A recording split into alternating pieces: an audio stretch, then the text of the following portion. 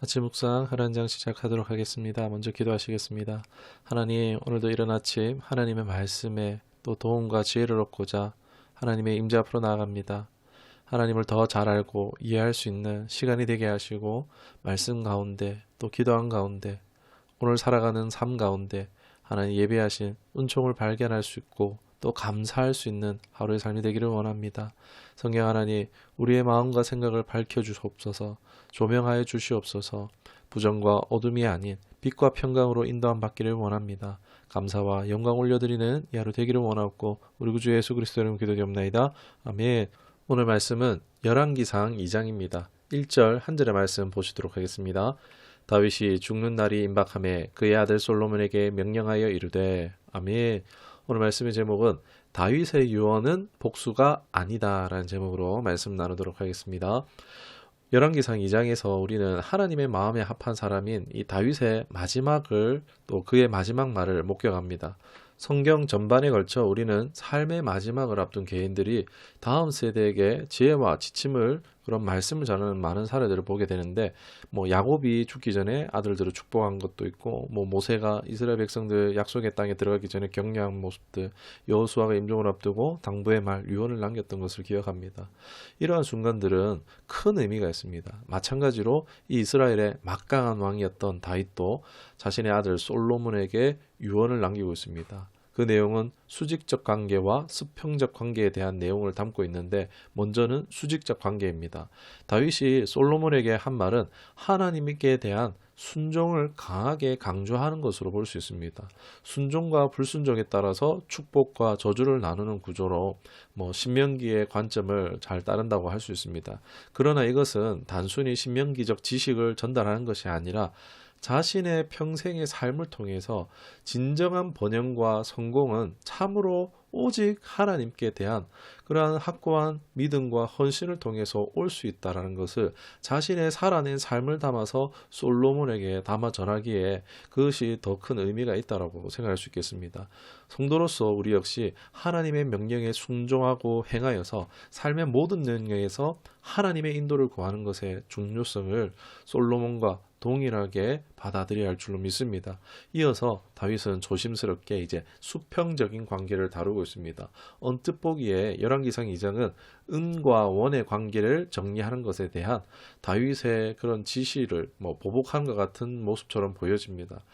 아유, 그럼 그렇지. 다윗도 많이 쌓였구나. 아이고, 저 사람들 죽이고 싶었구나 라고 오해할 수 있으나, 하지만 다윗의 동기는요, 단순히 개인적인 보복에 대한 것을 뛰어넘는다는 것입니다.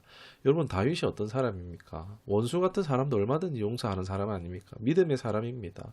그의 마음의 소원은요, 보복하는 그게 아니라 하나님의 나라를 완성하고 온전하게 이뤄가는 것입니다. 즉, 다윗의 초점은 복수가 아니라 아들의 그 통치와 안정과 성공, 하나님의 나라가 든든히 서가는 것이라는 것입니다. 다윗은 솔로몬의 통치에 대한 잠재적인 위협을 인식하고 있었습니다. 반역의 씨를 뿌릴 가능성이 있었던 요압과 시므이 같은 사람들에 대한 대처를, 그런 조치를 취하도록 하는 것입니다. 요압은 어떻습니까? 평화의 시대에 이미 자신의 마음대로 비겁한 방법으로 피를 흘리고 아도니아의 반역에도 가담했었던 전적이 있고, 시므는 어떻습니까? 여전히 사울 왕가에 집착하고 있는 자였기 때문입니다. 그러나 이것은 다윗의 의도가 개인적인 복수심에서 그들을 제거하려는 것이 아닙니다. 그의 아들의 통치와 하나님의 왕국을 보호하기 위한 것임을 우리가 이해할 필요가 있습니다.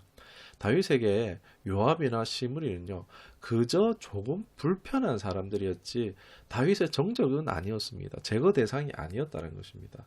있으면 좀 불편하지만 그래도 둘만한 사람이었습니다. 그러나 이제 20살인 솔로몬에게 큰 걸림돌이 될 것이었기 때문에 다윗은 솔로몬을 불러서 힘써 대장부가 되라고 한 것입니다. 또 다윗은 나아가 솔로몬에게 바르실레의 아들들을 식탁에 청하라는 지시를 줍니다. 이러한 다윗의 행동은요, 바로 아들 솔로몬의 왕위를 굳건하게 하려는 그의 열망이 잘 나타나 있다는 것입니다. 이 바르실레는요, 다윗이 어려운 시대에 다윗에게 친절을 베풀었던 사람입니다. 고마움을 표현했는데 겸손히 괜찮습니다라고 또 하는 그런 괜찮은 사람이었습니다. 그렇기 때문에 다윗은요, 솔로몬이 어려움이 닥쳤을 때 그를 지원할, 신뢰할 수 있는 사람들을 이제 솔로몬의 주변에 둘러싸려고 하는 그 의도라는 것입니다. 이러한 다윗의 은원 처리에 대한 당부의 의도는요, 바로 하나님의 왕국을 강화시키는 것이라고 할 수 있겠습니다. 자신의 사랑하는 아들을 지키는 것이라고 할 수 있겠습니다. 결론적으로 우리는 다윗의 이러한 행동들이 개인적인 복수나 이기적인 야망에 의해서 추진된 것이 아니라는 것입니다. 오히려 솔로몬에게 마지막으로 간청한 것은 이 하나님에 대한 깊은 충성심, 나라를 위한 이 마음들, 또 아들의 왕위의 경고함에 대한 그런 진정한 관심과 염려를 반영한 것이라 할 수 있겠습니다. 다윗은요, 이러한 마지막 끝까지 순간까지도 하나님의 나라를 충성스럽게 섬긴 사람이라는 것입니다. 다윗의 삶과 그의 마지막 말을 묵상하면서 그의 순종, 그의 믿음, 이타심, 이런 모범을 따르도록 우리가 영감을 받기를 원합니다. 우리도 다윗처럼 개인의 욕심보다 하나님 나라를 세우는 일에 우선을 둘 수 있기를 원합니다. 정말 우리의 마지막 때에 사랑과 이 믿음의 유산을 다음 세대에 물려줄 수 있는 우리 모두가 될 수 있기를 간절히 소망합니다. 우리 모두가 다윗같이 하나님을 사랑하고 끝까지 순종의 길을 걷고 그분의 목적을 성취하려고 노력할 때 하나님께서 우리의 삶을 풍성하게 하시기를 주님의 이름으로 축원합니다. 오늘 말씀을 생각하시면서 기도하도록 하겠습니다. 하나님, 다윗의 마지막 순간에 그의 유언을 통해서 우리의 삶에 적용할 바 교훈을 얻게 하여 주신 감사드립니다. 하나님, 다윗의 당부를 우리의 마음에도 새깁니다. 하나님께 순종하는 삶, 하나님 나라를 구하는 삶이 되기를 원합니다. 성령 하나님, 우리가 우리 주변의 사람들에게 자비와 은혜를 베푸는 자가 되게 하옵시고 우리의 삶의 관계에 당면한 어려운 문제들과 도전들 앞에서 하나님 주시는 지혜와 분별력이 있기를 원합니다. 다윗의 삶이 기상천외한 일들이 참 많았지만 형통했던 것, 바로 하나님의 사랑과 은혜 속의 삶을 살았기 때문인 줄 믿습니다. 하나님, 우리의 삶도 하나님 손에 맡겨드립니다.